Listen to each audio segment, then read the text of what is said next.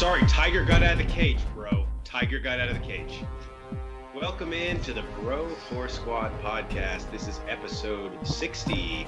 We are just a bunch of bros drinking beer and talking movies. Thank you guys so much for checking us out. I am your host, as always, the mayor, Jeff Hornacek. Let's go around and meet the fellow bros. A very special episode tonight, as we have what's going to essentially be a bro civil war here coming up. And we start with the mad scientist, Brian Banner. Banner, do you remember that time in college we got drunk and literally ate like a whole gallon of Chef Boyardee ravioli? I'm pretty sure it was like 2 gallons. It was awesome. That is the biggest can. Like, you know, in movies, whenever they like wear a can as a hat, this was the can that they wear. I don't know of a movie where they wear a can as a hat. I may be getting confused from a pan, actually, like Johnny Appleseed. Oh, yeah. But it was basically that size. And we put like another gallon of shredded cheese in it. Well, yeah. How else do you eat Chef Boyardee? Well, I remember at the time thinking, wow, no one has ever thought to do this before right now. The best part about it is all of it was free for one reason or another. We strategically acquired it. My man. As you like to say. And next, no pod would be complete without our enforcer in the paint, Matt Geiger. Geiger, I'm planning on getting in a fight at the bar with a stranger this weekend. Do you have any advice for me? Yeah, head movement. Just move your head, and you'll win every fucking time. They'll just get tired and quit. They'll be like, bro, are you going to swing at me or just keep ducking and dodging? Like, I don't know. Is this effective? Chef Boyardee and Johnny Appleseed. If you're a 90s kid, I don't know why you haven't subscribed yet. Yeah, and if you're not a 90s kid, then you're probably saying it was not a fucking can, Banner. It was pot. And he corrected himself. I stand corrected. I'll admit when I'm wrong until the next segment. No, because you're about to have to do it again. All right, if you've not listened to our show before, or even if you have, you know that we start every episode off with the most important thing in any bro's life, and that is Chest Day. So our Chest Day segment today, I believe this is the third or fourth one of these we have done as Banner puts his ponytail up. Yeah, I got to put my hair up for this. You look like a samurai, like we're about to fuck some people up. I got to put my hair up for this. So Go bro down, versus motherfucker.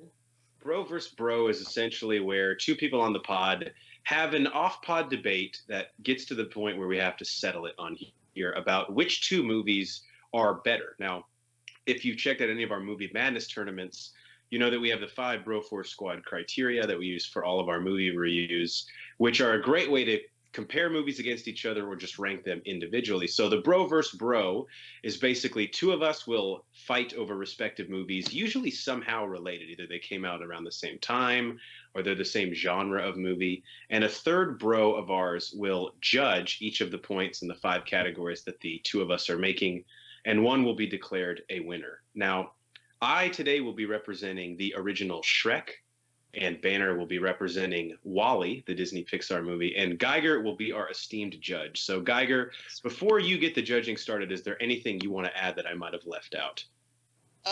Most of the time, the person that's judging has either not seen either of the movies or haven't seen them in so long or have no affiliation with the movies. Like, I can't – if this was an Iron Man versus Batman Begins, I couldn't judge it because I'm such a DC guy. That wouldn't be fair. I'm kind of a undecided voter, if you will, if that kind of paints the picture.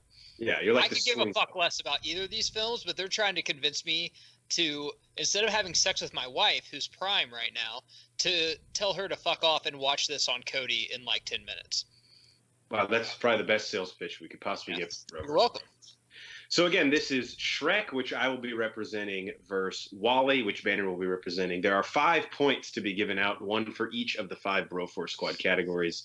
So Geiger, Jeff, as our judge, let's give him some context of why we're arguing these two movies. I believe that it would actually help. Yes, thank you. I honestly don't remember other than you were talking shit, and usually that's where you give the context. Yeah, I think this one is pretty simple, guys. You and your friends ever just sitting there drunk watching TV and one of you's like, dude, this movie's fucking awesome. And someone's like, yeah, but it's not as good as this movie. And then an hour and a half later, one of you has the other one in a goddamn headlock and you have to like call the other one's mom. That's basically what happened with us. I don't think there needs to be any context except Banner and I have been arguing about this for about 6 months. And to be honest, I wasn't that passionate about it until we said, let's do a bro versus bro. Oh, shit and got real. I rewatched it. I rewatched it twice. I think a lot of my personal relationships have broken down due to the research I've done for this. But if I get the W, it'll be well worth it. That's what I'll say. Okay, so the first category in our 5 criteria is acting cast. And most of this is probably going to be more voice acting. But I'll throw it to Jeff first with the Shrek banner to sway me one way. Acting cast for Shrek. Well, I'll say this. It's pretty hard to compete with the voice talent in WALL-E, with names headlining the film like Ben Burt, Alyssa Knight, Jeff Garland, and Fred Willard, which are the top 4 billed on IMDb. I won't say those names again because don't worry, you don't fucking know any of those people. All right? Even excluding John Lithgow, who is already a legendary actor, we still have, and keep in mind the time this movie came out, 2001, Mike Myers in his prime, just a year after The Spy Who Shagged Me, and still before Goldmember came out, and a lot of people were like, okay, never mind, we're good. Eddie Murphy this was actually the end of his prime, but unknowingly. After this, we had Pluto Nash, Norbit, The Haunted Mansion. That fucked him up, and I have to be honest. Daddy Daycare. Sorry, Daddy I can't defend this. Dr. Dolittle 3. Yeah, so all those things, but those hadn't happened yet, so he still hadn't lost his fastball. But I will be honest, on a rewatch, Donkey is not as funny as he is the first time. It gets kind of annoying, but him and the dragon fucking each other is hilarious. And we still have Cameron Diaz in her prime. She's 1 year away from Any Given Sunday, Vanilla Sky, Gangs of New York still hadn't come out. So those 3 names alone in 2001, I think this is probably the one and only route in the category. Banner. Hey, Geiger, have you heard of somebody called Sigourney Weaver? I have, yeah. Yeah, like she's in WALL-E. Do you know that? Do you know how many total lines she has in the movie? Doesn't matter. She's in it. Hey, Geiger, have you seen King of the Hill? Oh, yeah. I love that show. Yeah. Do you know Peggy Hill? Yeah. Yeah, she's in this. If you don't give the actress's name, then you don't have a really anything. Doesn't matter. I know who Kathy, you're talking about. yeah, it Keep doesn't going, matter. Banner. Doesn't matter. Jeff, please don't interrupt. You had your time. He interrupted me. I helped you. Keep going, Banner. You're doing great. John Rasenberger. You know who that is, right? No. Okay. Do you know who Ham in Toy Story is? Yeah. There you Which go. of the 4 people that I just named is he? Oh, the guy in Cheers. Exactly. He's from Cheers. Yeah, okay, yeah. Yeah. Oh my God. You don't know their name. See? You also have Fred. All right, man. What? He's Hey, he's let me ask you trailing this. down Let a me little ask you bit. this too, Geiger. Have you seen movies like Star Wars, Indiana Jones, E.T., Star Trek? Banner, not only have I seen them, we've done movie commentaries on them. You should check them out. You should check them Shameless out. plug. Well, Ben Burtt does all the sound Burt. design. Burtt, whatever. He does all the sound design for that movie. He is also part of the voice actor in WALL-E. Let me ask you this too. In one of our other Bro v Bros, A Bug's Life 1. Is that correct or incorrect? Yes. Yeah. You know who Bug Life. directed WALL-E as well as Bro v Bro, as well as A Bug's Life? The same guy. The same guy. And how does Coincidence? that help with I the think acting not. cast? He had to direct them on how well to voice act. Okay, I'll give the first one to Jeff. Barely. Just because Banner had a lot of good actors in there, but they're kind of like, I'll do him a favor and call him C+. But I'm going to throw it right back to Banner for our other criteria, which is story, because I'm ecstatic to hear about Wally's story.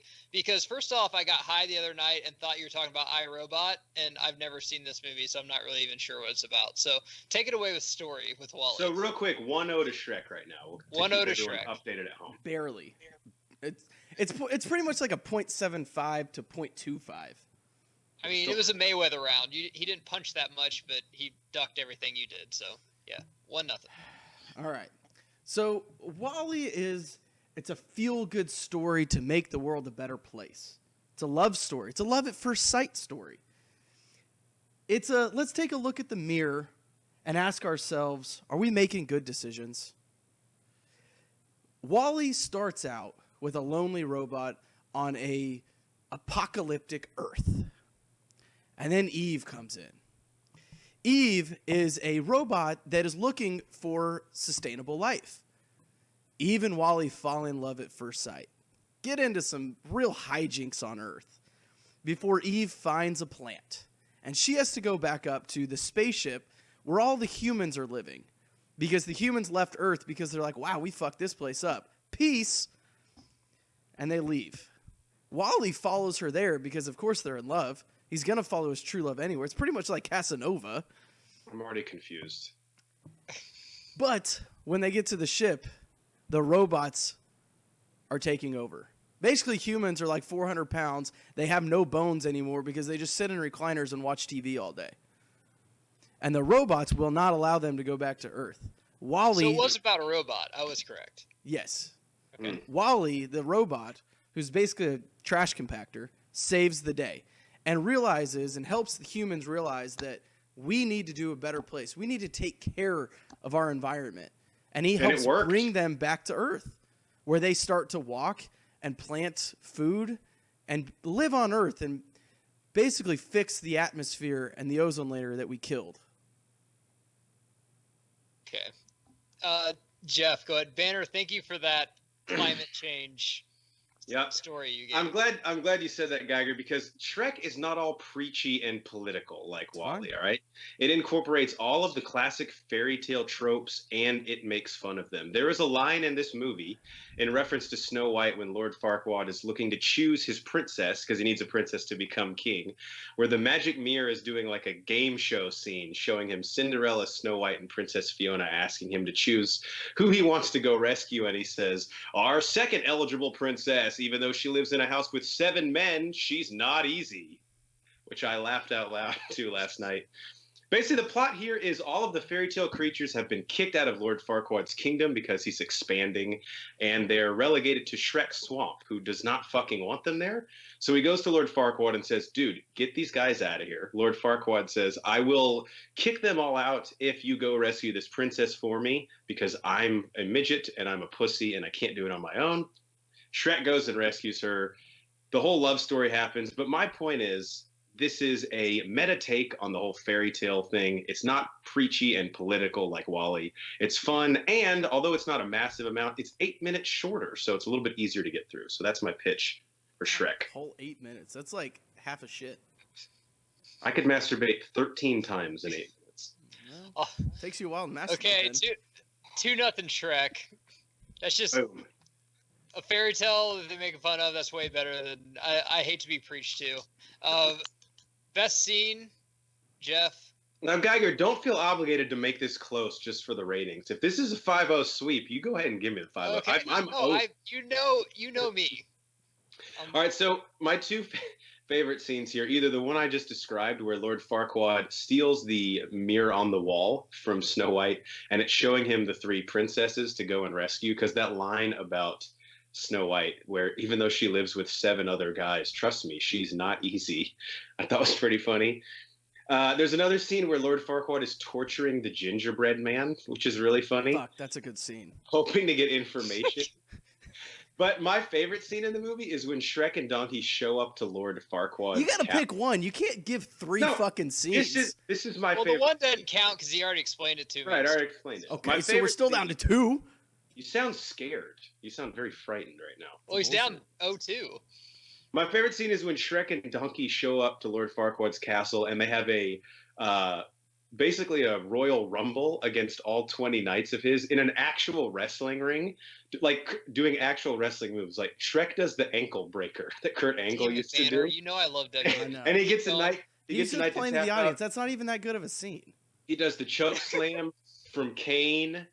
He even does the people's elbow at one point, which in 2001 would have been all the fucking rage. Shit. So did he throw off the arm guard? He takes off he has like this like bandage on his like this tweed patch on his sleeve. And then at the end there's this big barrel of beer, and he knocks it open and starts drinking from it. I mean, could anything be more bro than that scene? Okay. Banner, first off, shame on you for playing to the audience. First off, I'm judge and executioner, and the guy that brought up Peggy from King of the Hill, which I will never look up that actress's name, but here we go. Best scene. Get on the board here. My foot is on your throat right now. It is. And I mean, I'm not going to win this. Let's be honest with ourselves. But Geiger, let me take you back. Do you remember when you first met your wife? And that first time you guys held hands? I remember the first time we had sex, but yeah. Same thing. How did that feel? Still haven't. What made you? How did that feel inside? Felt good. Do you remember your wedding night? It's a great night for all of us. And your guys' first dance. How was that? Yeah, it was pretty cool. Is Wally involved? Let me. Basically, both of those two moments. A robot there, but keep going. We were pretty drunk. Those two moments wrapped up into one. There's a scene in Wally where Wally and Eve are basically dancing in space, flying around, and two fat people touch hands and start holding hands for the first time. It's a real feel-good moment. And tells us, we're really addicted to technology, but yet we should still love the people around us. Just like you and your wife are so madly in love now. So 3-0 Shrek. 3-0 Shrek. Right into impacts. Banner, are you going to tank for a draft position or are you going to play for pride here? At this point, I'm still going to play for pride. Hey, okay. How many Academy Awards did Shrek win? I don't know. None. Well, probably one for the Smash Mouth song that they was there an animated category in 2001? I don't know. I'm just asking the question. No. Okay. Well, Wally won one. So is Suicide Squad as good as The Dark Knight? Here we go. Look, I'm not making. That's not necessarily. Bring up that thing. Yeah, that's a whole nother. I'll stop judging and preach. Yeah. So at this point in 2008, Pixar was right. They had done a lot of great movies, but this is before they really exploded. And this was a bold move by Pixar. Basically, there's hardly any dialogue in this entire movie. And it's basically telling a story about how humans, us as society, have destroyed the earth, and we have to go up into space, and we're just going to get fat now. And basically saying if we don't change something, that's what's going to happen. It won Golden Globe and an Oscar for Best Animated Film. It also won a Hugo Award for the Best Long-Form Dramatic Presentation. It was voted in 2016 for the 29th best movie out of 100 films that are considered to be the best of the 21st century by 117 film critics. It was also nominated for 5 Oscars, including Best Score, Best Song, Sound Editing, Sound Mixing, and Original Screenplay. Okay. So, to me, that's pretty fucking good if you consider it all. And what do we get out of Shrek? About 35 shitty fucking movies after this? Okay. Jeff, go. Hey, Geiger, real quick. Good point. Do you know who won the Oscar in 2002, the inaugural year for Best Animated Feature? 2002. I'll just help you Toy save Story? some time. It was a film called Shrek. Oh, wow. Which you might not know. It also won the Golden Globe that year for not only Best Animated Feature, but Best Motion Picture, Comedy, or Musical. It also won the BAFTA that year for it was nominated for Best Film, and it won the Best Film Award overall. I don't think I really need to keep going on. Look, DreamWorks, on the whole, is the little brother to Pixar. I won't even try to deny that. But the Shrek franchise, of which obviously this is far and away the best one, has been able to float that studio for about 16 years. This movie funded them to make the Madagascar movies, Kung Fu Panda, How to Train Your Dragon, and Banner's admitted closet favorite, The Boss Baby. So the impact this had for DreamWorks versus what Wally did 8 years after Pixar was already the king of the hill, I think is not even close. And his main argument was Academy Awards, of which we've won just as many. Wow. I don't think impact on pop culture and impact on culture in general, Wally was a more bold choice. Let me judge, please. I'm gonna give this to Wally simply because I believe in 10 years we won't be fucking our wives, we'll be fucking robot hot chicks. So I think Wally paved the way for that, as I've heard in this movie thing. So you're welcome. I'll give this to Wally. 3-1. That's right. Because, I forgot Terminator came out after Wally. Well, we're not gonna fuck Schwarzenegger. We're looking at Rachel Wally, Wood or whoever from from the HBO series. Have you seen what Wally looks like? You're not fucking any of those robots, bro. You Well, might that's fuck the Eve. inside of it. Jeff, there's no way he'll win rewatchability because there's no way I want to watch this piece of shit. So go ahead with your pitch on that. Right. I'll just keep this brief. Much better than the morose, go recycle, humans suck balls motif that Wally throws at you. Shrek is a fun, great early 2000s soundtrack. Like, go listen to this movie. A lot of these songs are played out now, but this was before that happened. It happened because of this movie. And a voice cast that you actually know. And Smash like Mouth song, right? Exactly. They redid the monkey song. Exactly. All that was from Shrek. And like I said earlier, Accidentally in Love is the song I'm thinking of. Yep, Accidentally in Love. There's a Hallelujah by Leonard Cohen is in the movie, so it's on the original soundtrack. It's played for laughs. Okay. It's played for laughs because it's about Donkey and a gigantic dragon falling in love. And then again, just for rewatchability's sake, it's not crazy significant, but it is 8 minutes shorter. So if you want to watch something, wouldn't you rather watch a movie that's shorter and isn't beating you over the head with a political message? Banner. First off, I don't think the movie beats you over the head with a political message. It's more of a love story between two robots. But, you know, to each his own. Some of us like love as opposed to, I don't know, other stuff like bestiality.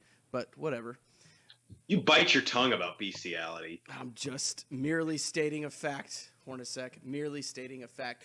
Hey, Geiger, how much since 2001, how many times have you seen Shrek? I think I may have watched it once, but I didn't even watch the whole thing. It was on TV. But I don't even know if it was the original. So you couldn't even get it through. You don't even know which one it was. That's how little impact it has. Wally, on the other side, you haven't even given it a shot. You should at least give it a shot. If you give it a shot, then hey, you never know. You may like it. It may speak to you. I think it will. Are you trying to get me to watch Wally or do crack? Yes.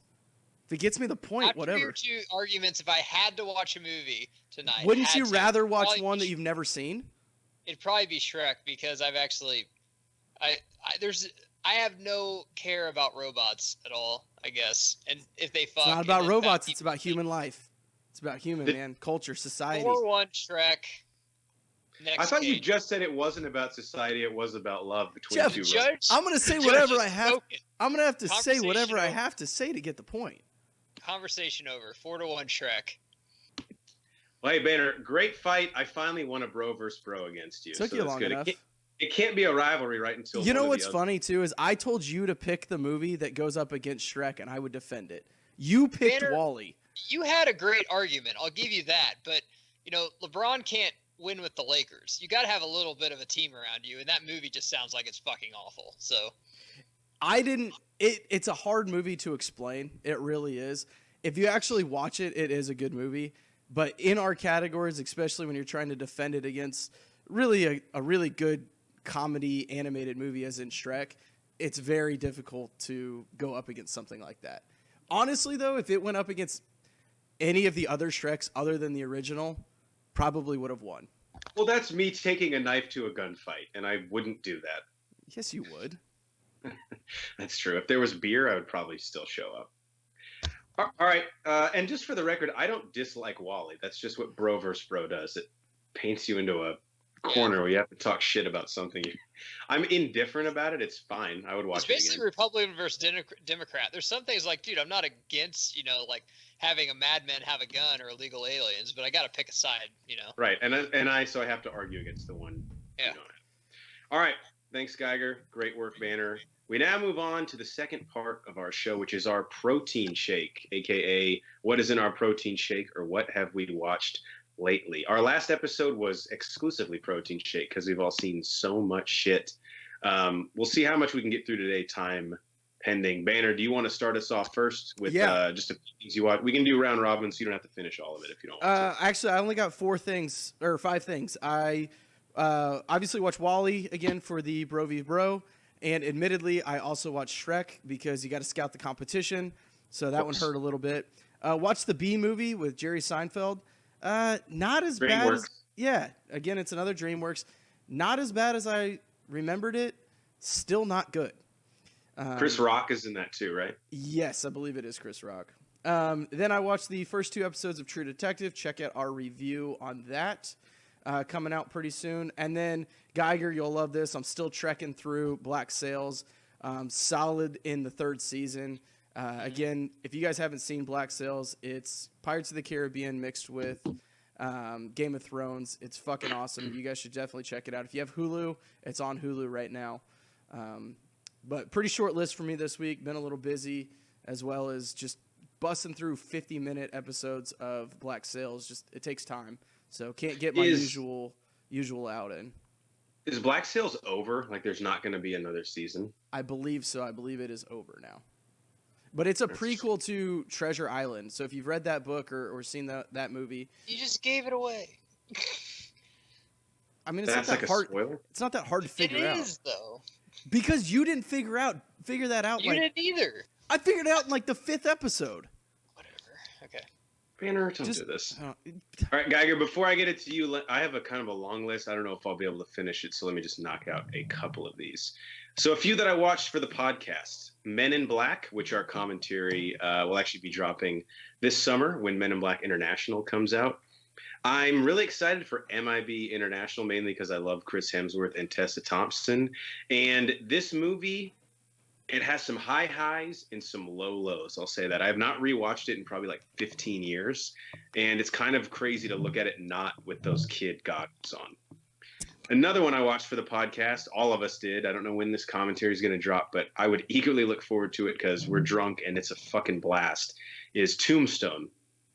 My second favorite Western of all time behind 3:10 to Yuma, although admittedly I've not seen near as many as Geiger and Boehner have.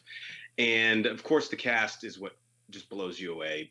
Kurt Russell, Val Kilmer, Billy Zane in his prime, crushing all the pussy, Bill Paxton, and for a few scenes, a fat Billy Bob Thornton, which is always fun. I watched Lion King for the podcast. So we had to get ready for that coming out this summer. One of my top 5 movies of all time, probably. Check out our movie commentary on that when it comes out. Hakuna Matata. And then one other thing I watched. I have a few more, but I'll say this one and get it to Geiger. Mamma Mia on Netflix. I got to say, with you? It's so fucking good, dude. The first one. Amanda Seyfried, absolutely gorgeous. I would make out Dominic Cooper just to hook up with her. And dude, the songs, whether you like them or not, they get stuck in your head. Yeah, they're fucking stuck in my head now, and that's what I hate about it. I don't like ABBA songs, and I don't like that movie. They don't like you. And to see Stellan Skarsgård, which is, Dr. Eric Selvig and Pierce Brosnan, James Bond, singing on an island in Greece is worth the price of admission alone.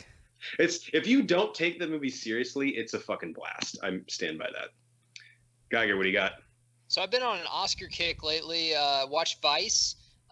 Me and Jeff will do a commentary on that, so keep your eye out for that. Watch Green Book with Marshall Ali, who's also on True Detectives. I've been caught up on True Detectives, but Green Book, man, if that's not as good as A Star Is Born, I swear to God it is. It's a great fucking movie, and Viggo Mortensen's fantastic in it, and also Linda Cardellini, who's also in Jeff, help me. The movie I just watched with Anna Kendrick and Blake Lively. A Simple Favor. Yeah, I watched that too. Yeah, she has a cameo in that where she's fucking fantastic.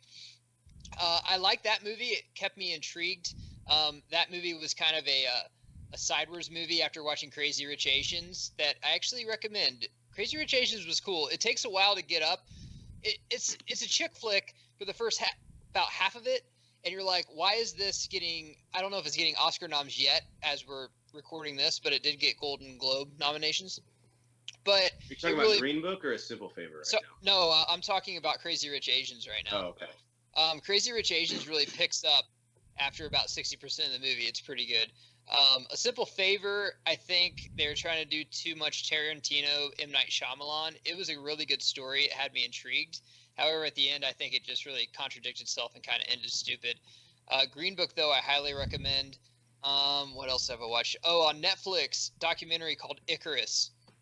If you've ever watched Rocky IV, this is about the Soviet Union and how they basically just gave people fucking steroids and shit. And this guy's still wanted from the Soviet Union for basically giving away all their secrets and stuff. I don't want to give away too much of it, but it's a very interesting story about how he kind of worked for the government of the Soviet Union and knows all about their drug use. And then he wrote a book about it, and now he's like wanted, and they like want him fucking dead. It's a pretty good fucking story too, though.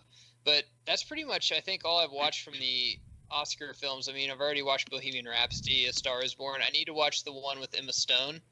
And I think I might need to watch The Favorite. I think I might need to watch Mary Queen of Scots too. I think that might get some love. I'm gonna check out those, and then If Beale Street Could Talk is on my to-do list. If Beale Street Could Talk, yeah, that's one I need to watch. See, that has a lot of good actors in it too. But I think that's all I have left to get totally prepared for the Oscars. And comment below if you want us to do movie reviews on any of those, just so you guys don't have to watch them, to kind of give you up caught. But man, if I could recommend one of those movies, A Green Book is fantastic. If you guys go ahead and do reviews on all of those for me, that'd be great. Okay. A Green Book, a great movie, guys. I know that some of you will comment and be like, well, it's not historically accurate. It's from one side, and I know a bunch of stuff. I'm just talking about as a movie, as I go in and watch it. I don't know anything in the background because it is based on a true story. Great movie. Very well acted, very well directed, very well written. Well said. I'll just close this out here. Vice, I also saw. Check out Geiger and mine's review of that. It should be up pretty close to the time you're listening to this, so we won't expand on that. A Simple Favor I also watched, Geiger. I think I agree with everything you said. I think it has one of the stronger second acts, like middle parts of any movie I've seen this year.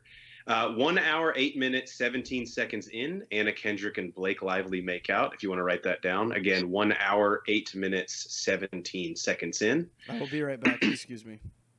Yeah, so, and I think to that point, it definitely peaks in the middle. Maybe someone out there will like the ending. I think, Geiger, tell me if you agree with this. Regardless, I think it's worth checking out, right? Would you say so? Yeah, absolutely. Yeah, it just and the thing is, who's to say I didn't like it because my theory didn't come true either? I mean, you could be that guy. I don't know. It just kind of it just seemed to go all over the place for me just because it wanted to. Another movie I checked out, Jeff, because of Ronnie Cycli, was 8th Grade. I watched that last night. What did you think of that? It was artsy, extremely interesting. I hate to say, I actually kind of enjoyed it. And we think we know stuff about the younger generation. I mean, we're all just barely 30, but how much they're on their phones and how much social media has just basically taken over the world, that if you're at a pool party and you get filmed doing something, that'll basically last the rest of your life. Yeah. But it's a good movie. It was well acted by, I don't know how old the girl is. She's probably around 8th grade. She's supposedly like the bi now, like bi low. Like the up-and-comer.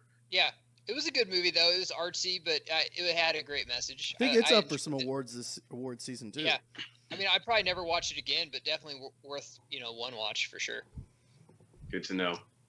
All right, I'll close this out. A few things I watched. I watched Like Father on Netflix. Love Banner, that movie. Banner, I know you. If we want to talk like real quick about this, this is the Netflix movie with Kelsey Grammer and my future wife, Kristen Bell. It was just like a feel-good movie. We talk about Netflix trash a lot, and I'm going to mention one here in a second that is Netflix trash. But this was a quality Netflix original. Seth Rogen's wife actually directed it. He's briefly in it, although his character is so fucking annoying. And I know intentionally. I know he's intentionally annoying, but like he's it doesn't change the fact that he's fucking annoying. Right. It's like, I know you're trying to annoy me, and it's working. So are you happy about that? Like, who's happy here? Kelsey Grammer was fantastic, I thought, in this. The way Kelsey Grammer acted, it felt like he said, I have one great performance left in me. I'm about to give it I agree. And his dynamic, like, I honestly feel like he was Kristen Bell's dad in this movie. Oh, yeah. Like, they had some really good chemistry in it. The plot synopsis is Kelsey Grammer is Kristen Bell's estranged father who left for reasons she doesn't really know when she was about 10 years old. And she's getting married and gets left at the altar, obviously unknowingly, and he happens to show up at the wedding. Unannounced. Unannounced. They reconnect that night sort of passive-aggressively. They get blacked out drunk, and they wake up and they've accidentally gone on, like, went to and boarded the cruise for her honeymoon. So they're forced to sort of reconnect until they can dock the next And stop. This isn't like a 3-day, 4-night cruise. This is a long one. This is like a week and a half long cruise. And I'll say this, there is a karaoke scene in this movie that had me like on the verge of tears. It was incredible. Yeah. So if you're a fan of connected to X-Men then. Yeah. He turns into Beast partway through. Sweet. Okay. Yeah. I'll watch. And it's also connected to Cheers and Frasier somehow. Oh yeah, loosely. Don't question it. 3 other ones that I will run through pretty quickly. I rewatched She's Out of My League with T.J. Miller. It's Alice on Netflix right now too. I almost watched that. It is still fucking hilarious. There's a line that T.J. Miller has that cracked me up, even though I don't know at all what it means. So they're all TSA agents, him and all his friends. And at one point, T.J. Miller says to someone while he's working, he says, "Devin, don't try me. You know I'm fucking crazy. You've seen me in the break room." Which I'm like, what is he doing in the break room? Isn't says this, well, isn't it kind of ironic that they're all TSA agents and then what happened to TJ Miller? Yeah, that's actually very ironic. I didn't even think about that. But aside from Alice Eve being incredibly hot, I don't normally like Jay Baruchel. I know Geiger fucking hates him. Like, oh, I'm awkward in this situation. Yeah. But T.J. Miller is an absolute scene stealer in it. And then Kristen Ritter, who plays Jessica Jones, plays Alice Eve's super bitchy friend who they keep trying to set up with T.J. Miller like multiple times. And those scenes are pretty fucking funny. Just seeing her be like a huge asshole to him and him be a huge asshole back to her, like while they're on a date. It's pretty hilarious. I've never seen anything T.J. Miller's done that I did not like. Just if you haven't, at least him in it. Have you seen She's Out of My League? No, and I'm actually probably going to watch it after we do the pod. I highly recommend it. The scenes of him and Kristen Ritter, they go to like a Pittsburgh Penguins game, and the whole time they're just like fucking cussing each other out, and they just met that night. It's like ridiculous. So I highly recommend She's Out of My League if you haven't seen it. 2 more quick ones that I saw on Netflix. The first one is definitely Netflix trash. It's a movie called Bad Match about this guy who matches with a girl on Tinder and she starts becoming psychotic and then like basically tries to kill him. It's so stupid, but it's kind of fun in the sense that it's like, oh, this could definitely happen now. And since it's not happening to me, I'm enjoying it. But it is a terrible, terrible movie. And I can't in any way recommend it. It's called Bad Match. Should be called Bad Fucking Movie. And the last one that I saw again was a rewatch, The Emperor's New Groove, also on Netflix. We need to go back and do a commentary. Yeah, we're doing a commentary on that. It's got to be on the list. It's just a forgotten about Disney movie, really. David Spade, hilarious in it. John Goodman is actually the straight man in it, which is interesting. Patrick Warburton as Kronk is, of course, great.